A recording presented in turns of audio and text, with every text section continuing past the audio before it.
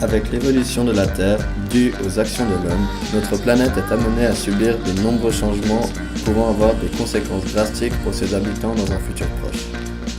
Néanmoins, il existe de nombreux projets visant à créer une dynamique de vie plus respectueuse de l'environnement qui permet de poursuivre le développement de notre société tout en minimisant l'impact écologique que nos actions ont sur la planète. Ceci s'appelle le développement durable. Nous sommes donc partis à la recherche des acteurs dans notre ville qui œuvrent tous les jours dans cette optique.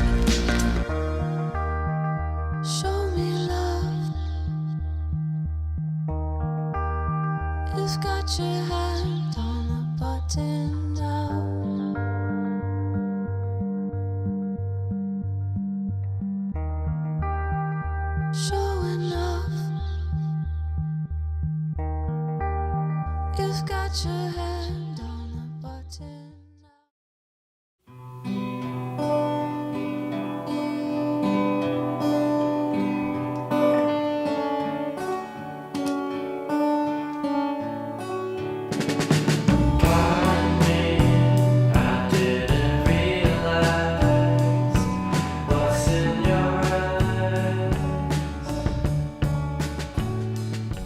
Alors, la définition du développement durable, elle est très simple en fait. Elle a été lancée il y a 30 ans à Genève précisément par une commission des Nations Unies. Elle a valeur universelle.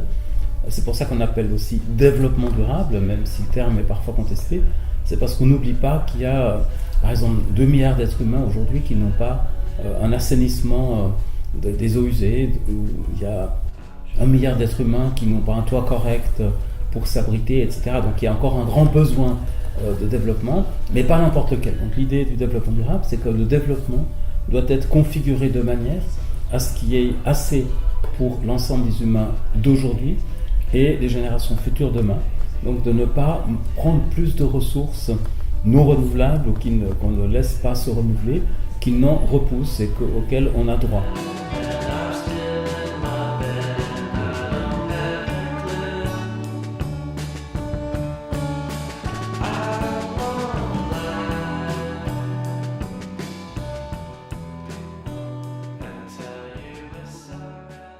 Alors, Genève a partie liée au développement depuis le départ, puisque, comme je viens de le dire, c'est à Genève que cette commission s'est réunie, notamment parmi d'autres lieux, au Palais Wilson, et que Genève a été le premier canton suisse à avoir un programme de développement durable local, qu'on appelle un agenda 21, dans les années 97-98, 1997-98, donc il y a 20 ans. En même temps, Genève a eu la première loi cantonale sur le développement durable, qui date de 2001, qui veut que les politiques publiques prennent au fond en compte le développement durable, et ça marche plus ou moins bien, parce que, comme je disais tout à l'heure, c'est une inflexion importante. Je pense que si on n'avait pas créé la notion de développement durable, on serait bien plus en retard sur ce qu'il faut faire, mais on n'est pas du tout encore en train d'être dans la vraie durabilité.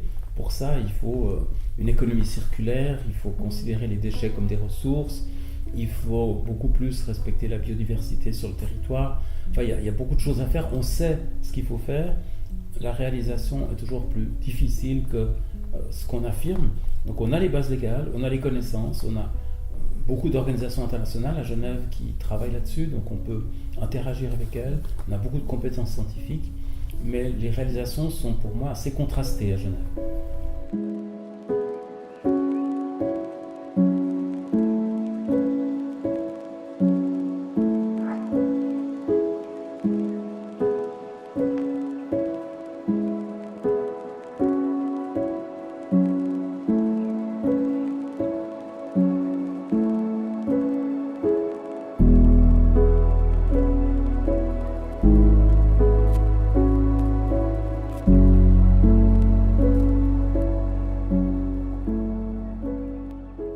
Je pense qu'on est bon sur certains points. Par exemple, on est pas mal sur la gestion des déchets. On est en train de refaire l'usine d'incinération des Cheneviers, le chantier va commencer les prochaines années. Elle est prévue, elle est dimensionnée, plus petite que l'actuelle, et il faudra passer d'un taux de recyclage actuellement à 45% à 60%, donc c'est un gros effort, c'est 25% de plus. Et là, je pense qu'on se donne le pari d'y arriver, de recycler davantage et aussi de jeter moins, parce que pour l'instant les mouvements vont un peu en parallèle, on recycle beaucoup mais on jette encore beaucoup, et là ça nous amène aussi à l'idée de pouvoir davantage réutiliser, de pouvoir de nouveau réparer, d'éviter d'acheter des choses dont on n'a pas besoin, etc. Donc il y a une réflexion importante sur les déchets, et ça fait depuis 30 ans qu'elle a lieu à Genève, avec des réalisations, des points de collecte qui sont maintenant entrés dans les mœurs. Donc là, je pense qu'on est sur la bonne voie, il y a encore un effort à faire. Un autre point où on est sur la bonne voie, c'est l'énergie. Aujourd'hui, les services industriels à Genève fournissent une énergie qui est renouvelable, au fond, ce fournisseur d'énergie, un peu plus du quart de ce qu'il fournit est produit à Genève, avec essentiellement le barrage de Verbois, quelques petits compléments le long du Rhône, une part du solaire qui est appelée à se développer, donc pour produire de l'électricité. Il y a une volonté d'exploiter la géothermie qui est prometteuse à Genève. On peut exploiter un peu le bois de nos forêts, mais c'est relativement limité, mais on a déjà fait des chaufferies de quartier.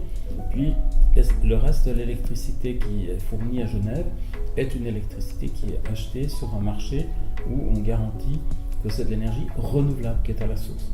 Donc on a déjà bien travaillé là-dessus. On a récemment communiqué sur le fait qu'on a bien réduit la consommation d'énergie à Genève, ce qui est un bel exploit parce que le potentiel économique est croissant à Genève, la population est croissante et on a réussi à diminuer la consommation d'énergie. C'est ce qu'on appelle le découplage. Donc la consommation d'énergie ne croît plus en symétrique de la population ou du PIB, enfin de l'activité économique. Et ça, c'est un premier très bon résultat. Non seulement on a plafonné, ce qui est le cas de la Suisse, mais on a réduit.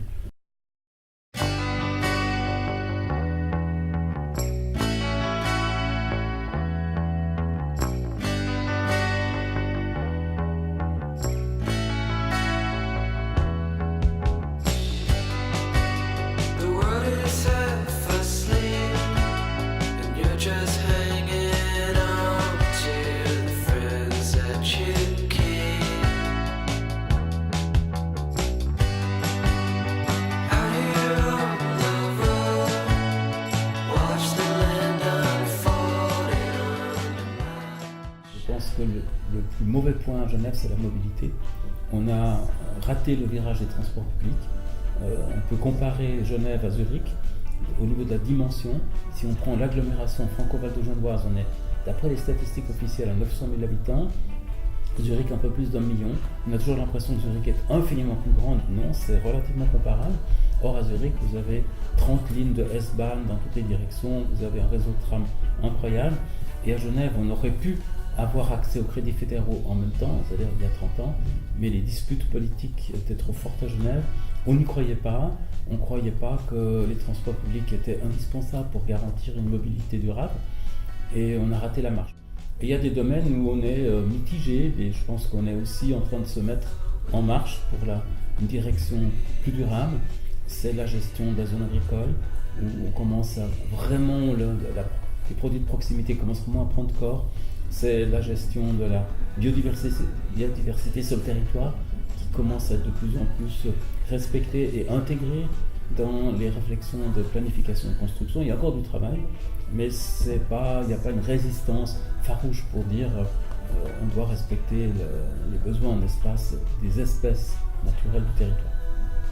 J'ai eu la chance d'avoir été membre des délégations officielles suisses à plusieurs sommets de la Terre. On a eu le premier sommet de la Terre en 1992, on a eu un deuxième en 2002, un troisième en 2012, donc tous les 10 ans pour faire le point. Ces grandes conférences internationales étaient là pour donner corps à la définition qui a été donc rédigée il y a 30 ans, qui n'a pas pris une ride, qui est toujours aussi valable. Après, j'ai pris des responsabilités dans différentes commissions, dans différents conseils. Par exemple, je fais la commission cantonale de la biodiversité, administrateur des services industriels, etc. Donc, c'est chaque fois aussi une occasion pour rappeler que la durabilité est une exigence non seulement de survie, mais je dirais de vie dans le vivre ensemble sur cette planète. Parce que si on n'arrive pas à garantir la durabilité, ça risque fort d'être, avec le temps, la lutte de tous contre tous.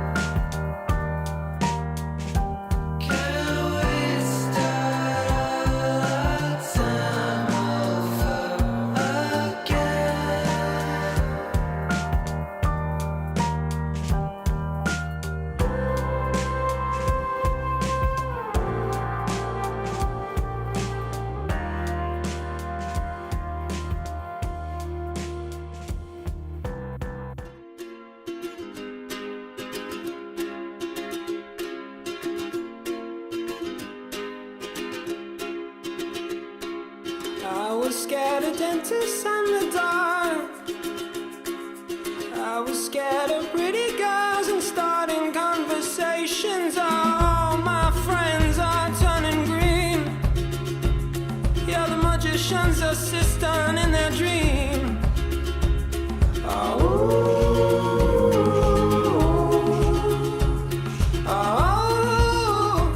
And they come unstuck.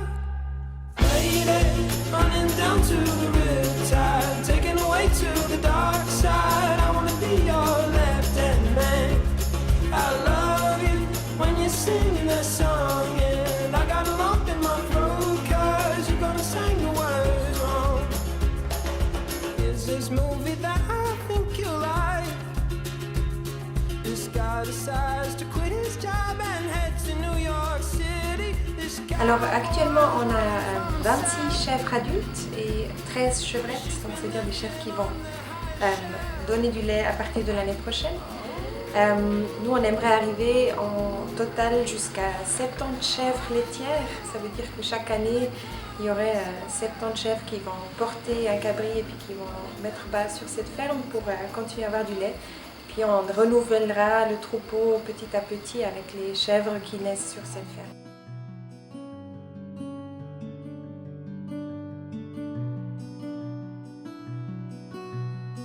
On a dû être créatifs pour trouver les fonds pour financer ce projet.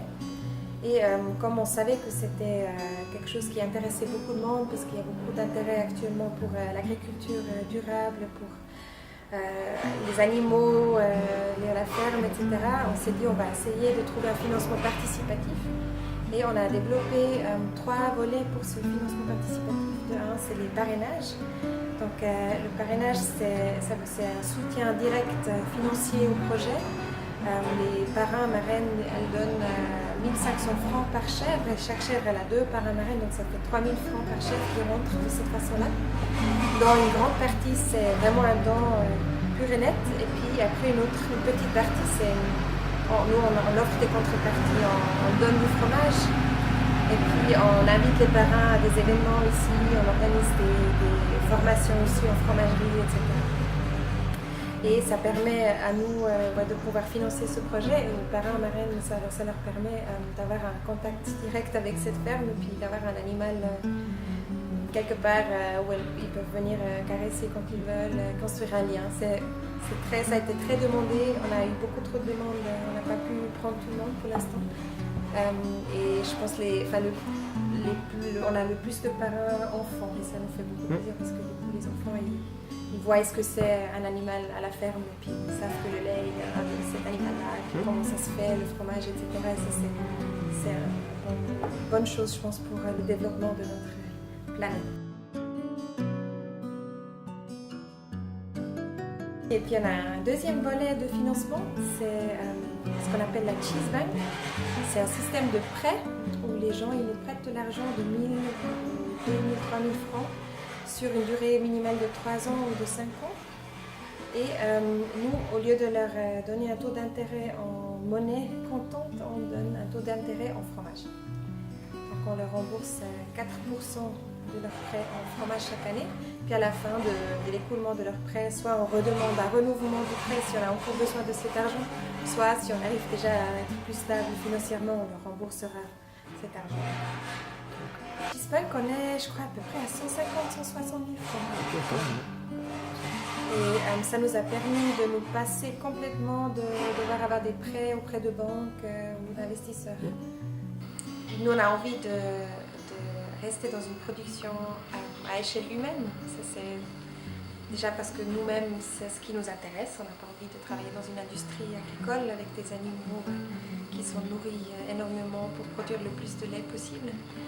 On a envie qu'on reste en contact direct avec les chèvres, et puis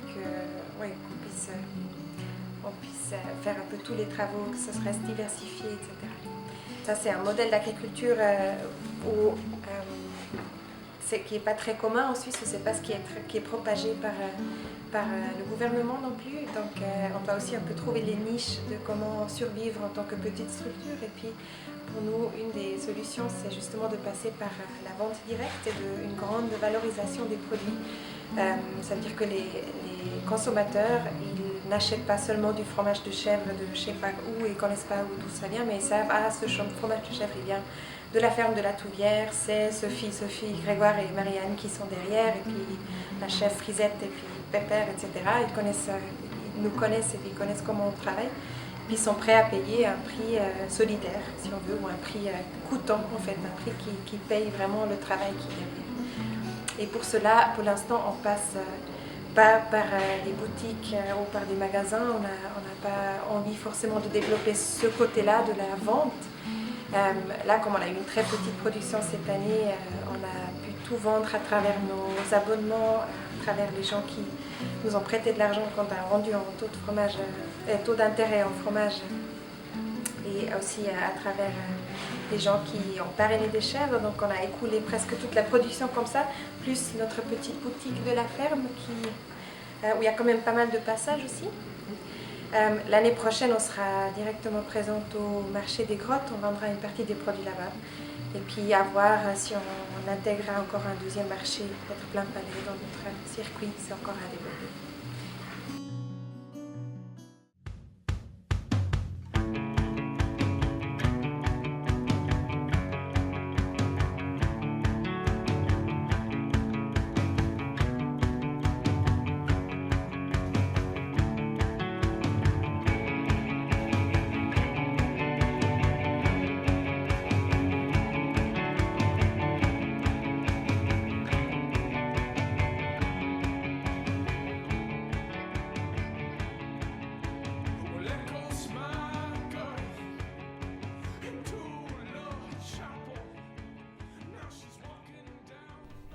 Alors c'est un long processus pour créer des monnaies complémentaires. Et chez nous, ici, on s'est réunis à partir de 2010-2011, un groupe d'une quarantaine de personnes suivant les années. Et en 2015, on a décidé de lancer la monnaie. C'était le 18 septembre 2015. Donc ça fait exactement 2 ans qu'on a lancé la monnaie. Monnaie Léman est une association, plutôt 2 associations. Il y a Monnaie Léman Suisse et Monnaie Léman France, mais on se réunit toujours de manière conjointe. Nos assemblées générales sont conjointes, nos comités sont conjoints, on prend les décisions ensemble. Et comme toute association, les individus payent une cotisation de membres. Le fait d'être membre de Monnaie Léman donne droit à tout ce que donne droit le fait d'appartenir à une association, c'est-à-dire qu'on peut rentrer dans un groupe de travail, on peut donner son avis, faire des propositions, mettre des choses proposer des choses aux voix, et donc orienter la monnaie qui nous semble très très étrangère à la démocratie, la faire rentrer dans la démocratie. L'objectif d'une monnaie locale, c'est, comme son nom l'indique, de relocaliser l'économie, c'est de permettre aux entreprises locales, aux commerces de proximité, d'être le plus fort possible et de travailler entre eux pour que les consommateurs, mais aussi l'ensemble de la société profite du fait d'avoir une petite épicerie près de chez soi, d'avoir un boucher pour ceux qui mangent de la viande, d'avoir des petits commerces près de chez eux.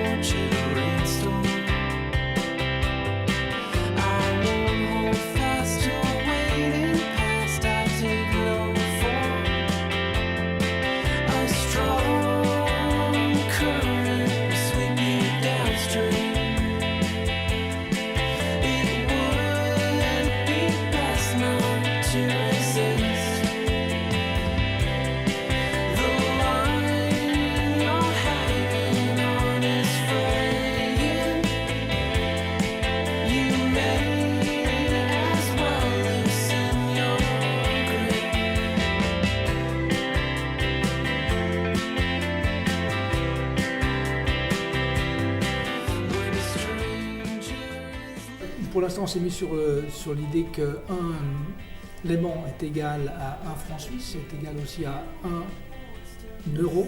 On a décidé de l'appeler le Léman, ce qui est un espace géographique assez large, parce que pour créer une économie locale forte, il faut aussi avoir une certaine surface. On ne peut pas relocaliser l'économie dans chaque village, dans chaque quartier. Aujourd'hui, nous avons 450 commerces et entreprises qui les acceptent. Elles figurent toutes sur notre site internet. Elles sont géoréférées et puis elles sont classées aussi en fonction des branches et des filières. Et donc nous avons à peu près toutes les professions, tous les produits représentés. Évidemment, certains, on n'a qu'un seul dentiste par exemple, mais on peut acheter à peu près n'importe quoi avec des léments aujourd'hui. On peut se procurer des léments dans nos bureaux de change. On a des bureaux de change un peu partout, c'est-à-dire évidemment à Genève, il y en a plusieurs, à Mérin, à Carouge. La mairie de Carouge c'est considéré comme bureau de change, comme la mairie du Grand Saconnet, mais on est dans une phase d'expansion, donc peut-être que quand les images sortiront, on aura peut-être 40 bureaux de change. Le but d'une monnaie locale, c'est qu'une fois qu'on a des léments dans sa poche, on ne peut pas les reconvertir en francs suisses ou en euros. L'idée, c'est que ça continue à irriguer l'économie locale. L'avantage du léman, on doit le comprendre en pensant à différents types d'acteurs. L'avantage du léman, il est différent si on est consommateur, il est différent si on est dans un petit commerce, il est différent si on est dans une petite entreprise. Si on prend le consommateur, il a tout intérêt à avoir du léman dans sa poche parce qu'il sait que s'il veut agir sur le réchauffement climatique, s'il veut agir sur les conditions sociales, il doit favoriser un certain nombre d'entreprises locales. Pour les petits commerces, évidemment, ce qui est intéressant, c'est que ça les renforce par rapport à la grande distribution. Pour les petites entreprises, comme notre crédit mutuel donnera du crédit à taux zéro, effectivement que les petites entreprises qui ont des problèmes de caisse, des problèmes de trésorerie qui parfois ont de la peine à joindre les deux bouts alors qu'elles sont des entreprises saines.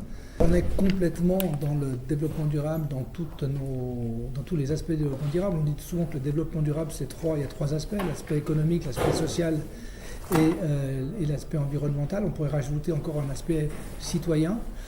Pour l'aspect économique, évidemment que c'est un instrument de croissance de l'économie locale par rapport à l'économie non locale. C'est la croissance de l'économie de qualité par rapport à la croissance d'une économie de gaspillage. Sur le plan social, plus on intègre les entreprises entre elles, moins il y a de risques de chômage en cas de crise. Par exemple, s'il y a une crise qui se passe au Japon ou aux États-Unis, évidemment, elle touchera moins l'économie locale si on est bien intégré. Sur le plan environnemental, évidemment, le fait de signer une charte d'amélioration continue des conditions de production sur le plan environnemental, c'est un avantage incontestable. Et le fait que les produits soient produits localement fait qu'il y a moins de transport.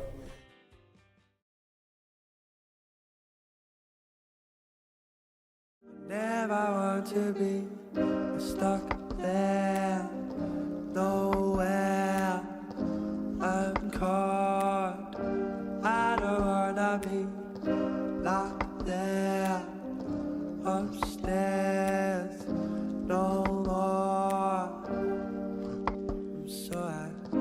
Got to go, got to get it out now. Under, take it over, down. Got to go, got to get it out now. I never want to be stuck there, nowhere. I'm caught, better not to be.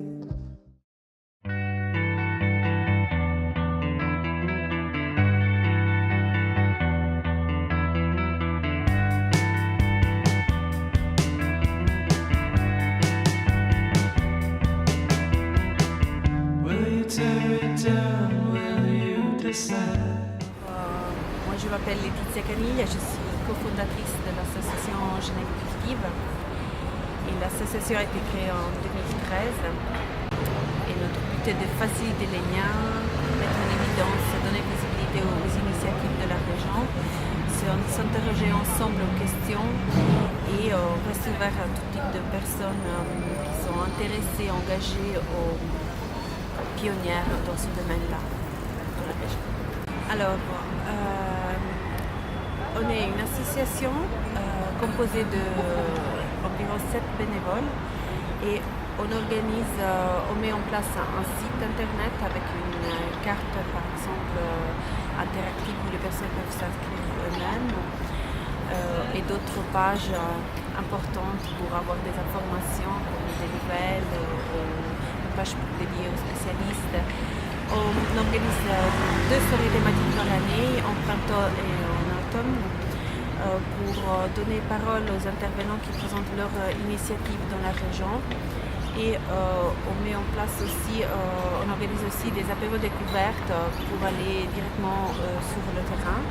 Et donc visiter des jardins urbains, périurbains ou des fermes urbaines et dévoiler certains secrets, pouvoir poser des questions directement aux jardiniers, aux fermiers, donc aller visiter les projets directement sur place.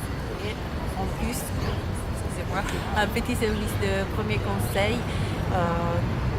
On essaie de répondre aux questions que le réseau nous pose à travers un mail, un téléphone, et en essayant de les mettre en contact avec les spécialistes, les services qui sont concernés par la question. Voilà, les mettre en lien avec le réseau.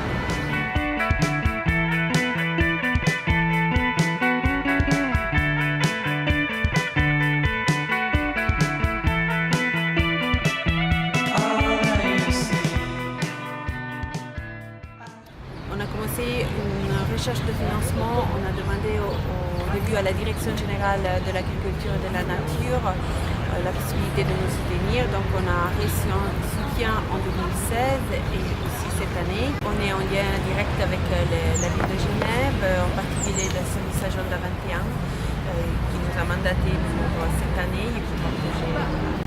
Aux soirées qu'on organise 2 fois par année, il y a une centaine de participations à la soirée.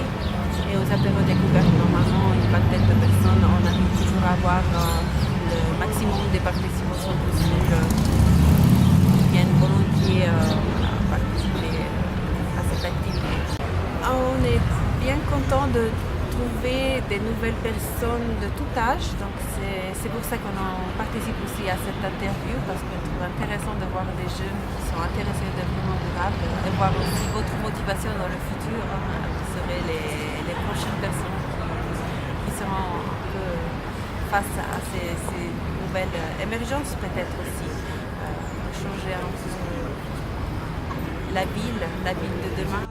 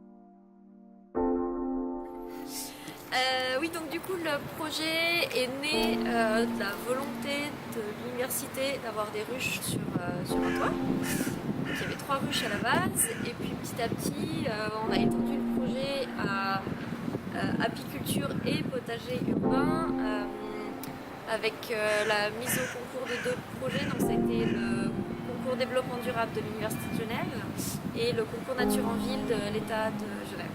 Donc du coup, ces 2 projets ont été déposés et mis en partenariat, ce qui nous a permis d'avoir un financement plus important et qui nous permettait d'avoir une action plus durable et surtout quelque chose d'un petit peu plus conséquent. Donc à partir de là, on a fondé Biotop, donc, qui est une association à but non lucratif qui vise surtout à sauvegarder les abeilles en liant les pollinisateurs et les potagers. Et donc cette association, on est 4 comités et on a une trentaine de membres qui sont là pour nous aider, nous soutenir dans les actions. Et on espère en avoir plus à l'avenir.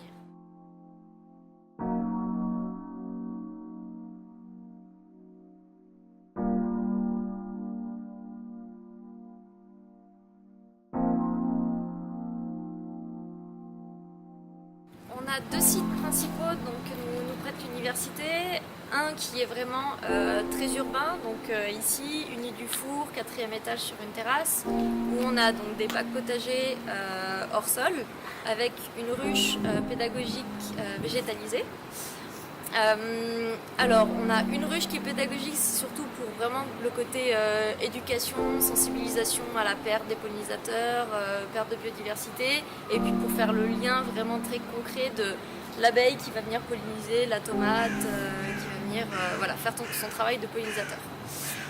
L'autre site que nous avons est à Carouge, donc là vraiment on est sur quelque chose de toujours urbain, mais vraiment semi-urbain. Donc, on a un potage en permaculture, donc vraiment avec tout ce qui est plus classique au niveau d'un potager, et un rucher qui est aussi très classique finalement, avec au sol, rien d'exceptionnel, mais où les abeilles finalement se plaisent quand même beaucoup plus. D'ailleurs on avait 3 ruchettes au début de l'année, et on est maintenant sur 5 ruches complètes.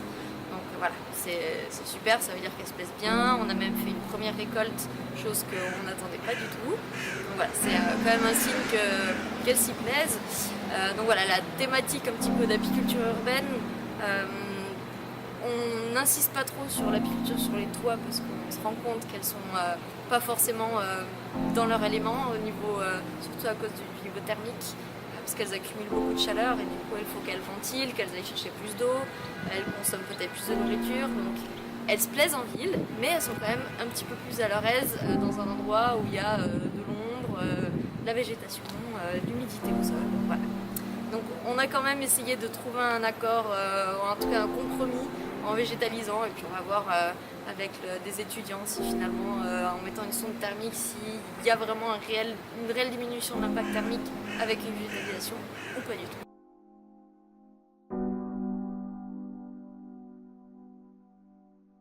L'avantage qu'on a ici en étant sur un site de l'université, c'est qu'on a forcément on a un public qui est très varié, donc autant des étudiants, des collaborateurs ou des externes.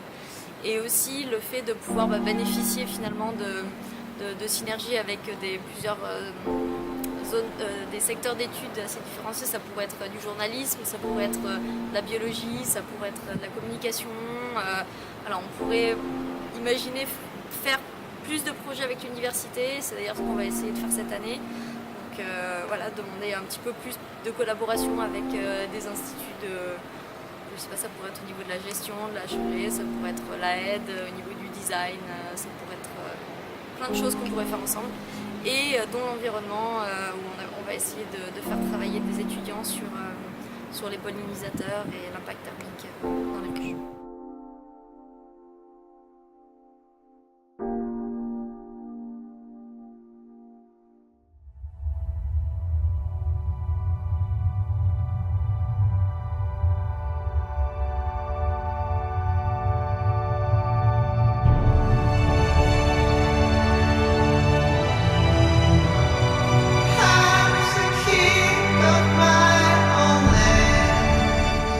Les personnes et structures présentées dans ce film ne sont qu'un échantillon de ceux qui tous les jours s'investissent dans les projets dits durables. Ils nous montrent que respecter les valeurs transmises par cette notion de développement durable ne relève pas de l'impossible, mais nécessite simplement du courage et de la bonne volonté. Merci donc à celles et ceux qui autour de nous se mobilisent jour après jour pour faire de notre monde un endroit meilleur.